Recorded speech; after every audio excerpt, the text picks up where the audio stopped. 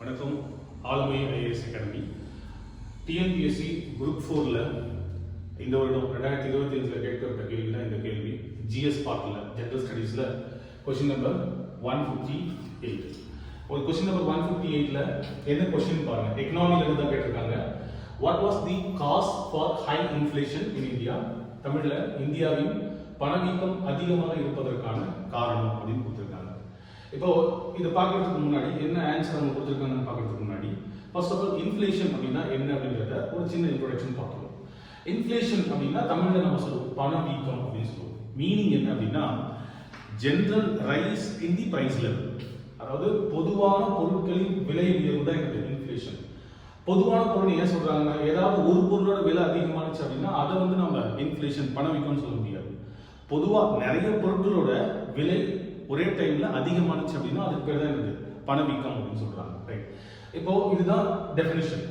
ஏன் வந்து பொருட்களோட விலை உயர்றது அப்படின்னு பார்க்கும்போது இப்போ நமக்கு தெரியும் ஒரு பொருள், அதாவது நம்ம யூஸ் பண்ற டெய்லி ஐட்டம்ஸ், காய்கறியோ தக்காளி வெங்காயம் இதுவாக இருக்கட்டும், அது நம்ம யூஸ் பண்ற வேற எந்த பொருளாக இருக்கட்டும், அந்த பொருளோட உற்பத்தி ரொம்ப முக்கியம். நமக்கு நம்ம எக்கனாமிக்கு எந்த அளவுக்கு உற்பத்தி இருக்கணுமோ அந்த அளவுக்கு அந்த பொருளோட உற்பத்தி இருக்கணும்.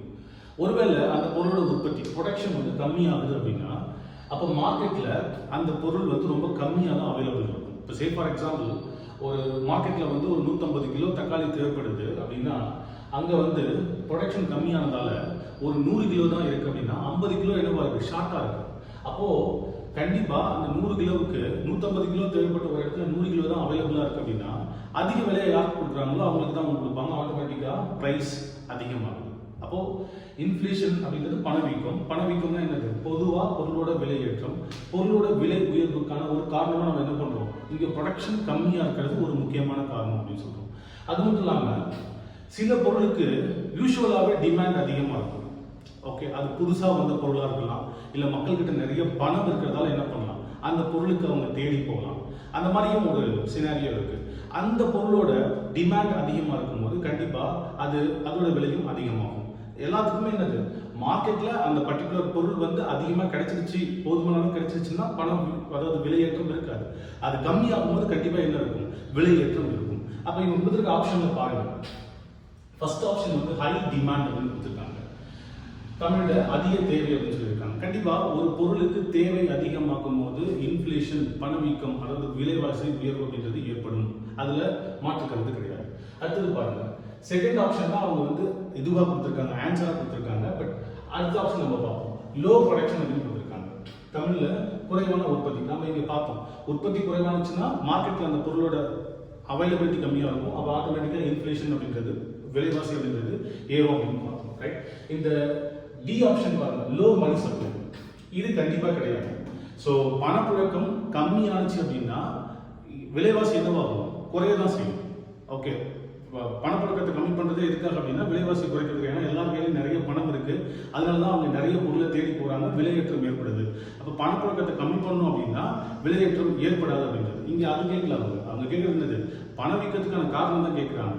ஸோ பணவீக்கத்தை கம்மி பண்ணுறதுக்கான காரணம் கேட்கல. அப்போ இந்த டி ஆப்ஷன் இங்க ஆன்சரே கிடையாது.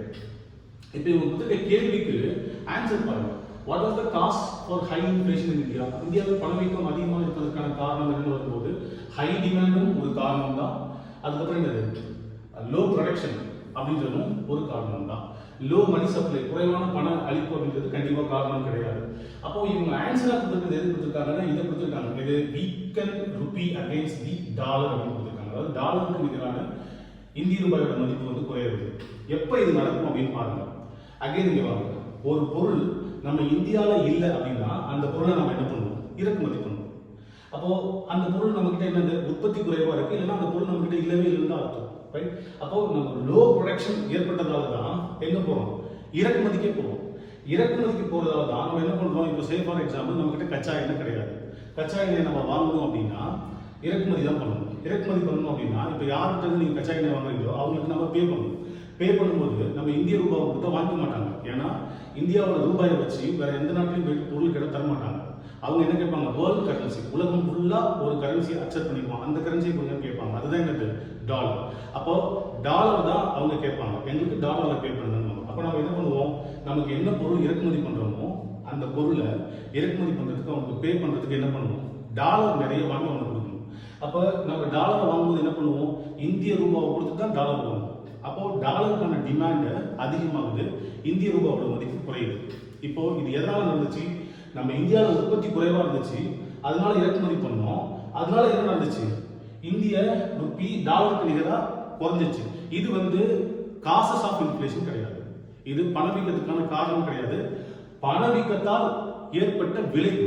அப்போ இங்க இந்த இந்த ஆப்ஷன் தப்பு. இந்த ஆப்ஷன் என்ன அப்படின்னா, இது காசஸ் கிடையாது, இன்ஃப்ளேஷனுக்கான காசஸ் இது கிடையாது.